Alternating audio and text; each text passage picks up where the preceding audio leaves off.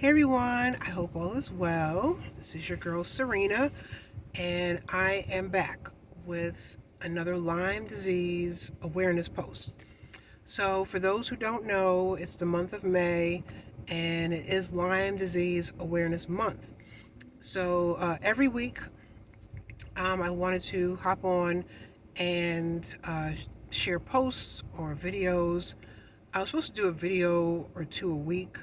Last week, unfortunately, I fell ill. I've just been having a rough month, y'all. But this was due to those lovely germs that our kids pick up in school, despite masks and everything else. You know, they're touching and they're doing all kinds of things. And we thought it was allergies, but my son actually developed a cold. Of course, they thought it was COVID. It wasn't. The list goes on. He was down for the count for 3 days. I was down for the count for about 4 or so. I actually ended up even getting a fever last week, but we were both negative for COVID and feel a whole lot better. So thank goodness. So this post, I talked a little bit before about how I wanted to just touch on the misdiagnoses that I went through, and unfortunately, thousands on top of thousands of Lyme disease warriors go through the same thing. Because the bacteria that causes Lyme disease, which is Borrelia, it is known as an intelligent and smart bacteria. It is known as the Great Imitator and mimicker in the medical world and amongst the Lyme disease world. It can really imitate quite a few illnesses, autoimmune disorders, etc. So between October 2012 to early December 2012, I was diagnosed mid-December 2012 after being bitten that September. I was misdiagnosed 10 times.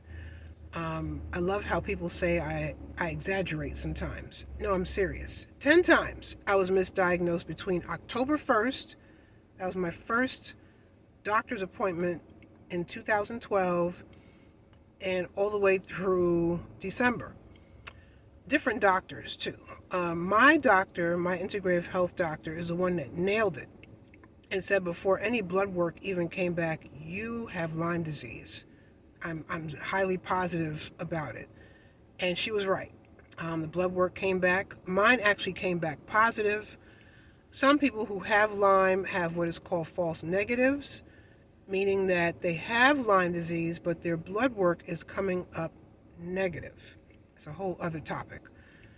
So for some of what I was misdiagnosed with, if I don't get all 10 on this video, I have it in my post that you could read.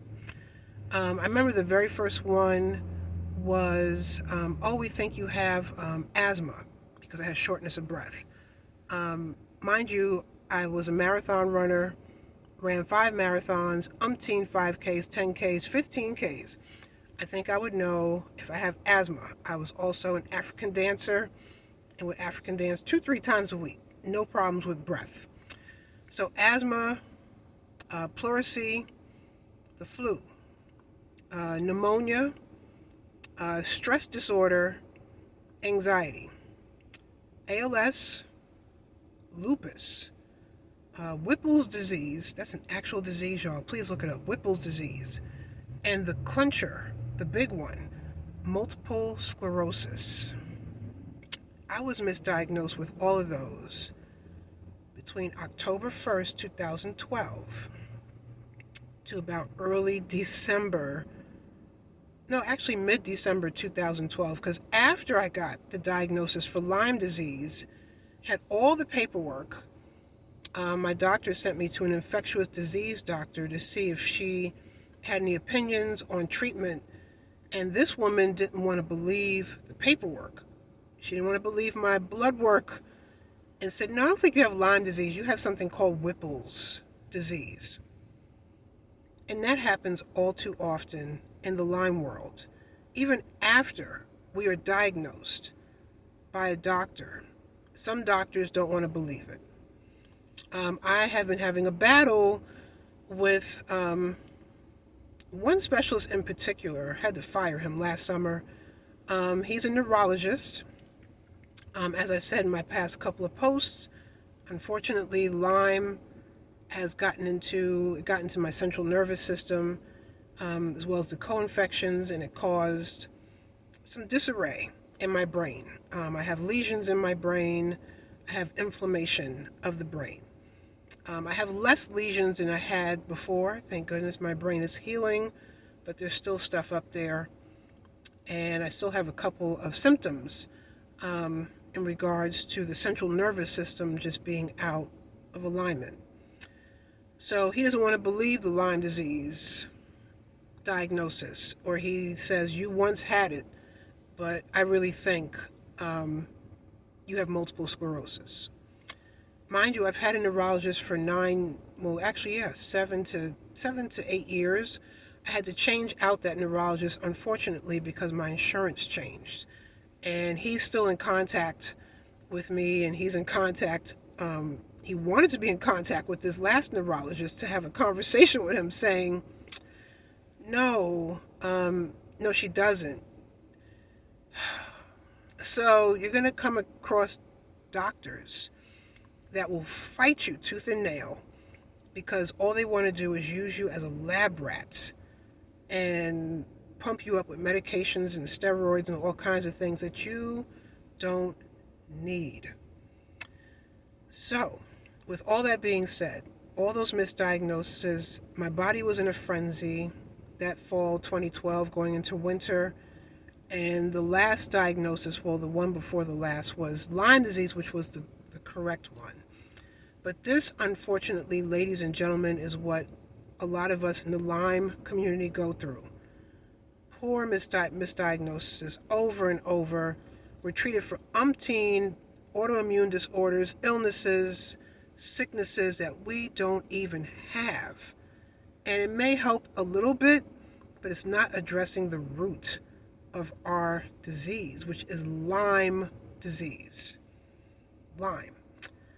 And because of inaccurate testing and other things that are out there that are against us, it's easy for doctors to misdiagnose us. Some doctors actually apologize for the misdiagnosis because they just didn't even know. After a while, they said, we don't know what's going on with you. You need to see another kind of doctor. We're out of ideas. They didn't even think Lyme disease. But some doctors just blatantly thought I had all these different disorders and diseases and illnesses, and I didn't have any of them. I had Lyme.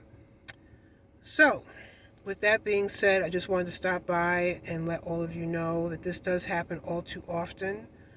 For those who are caregivers and family members to those with Lyme, thank you. Please be advocates for those with Lyme disease, for those who are strong enough to be their own advocates. Be your own advocate and fight, with these doctors. I fought that doctor last summer, and I told him, thank you for the tests that I did get.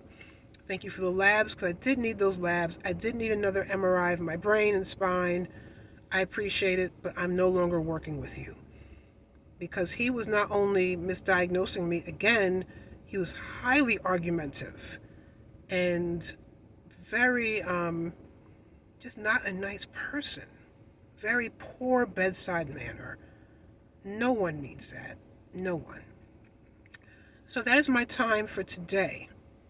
Please stay tuned for more posts. I know people are disturbed by what I said, but it happens. It happens all too often to us.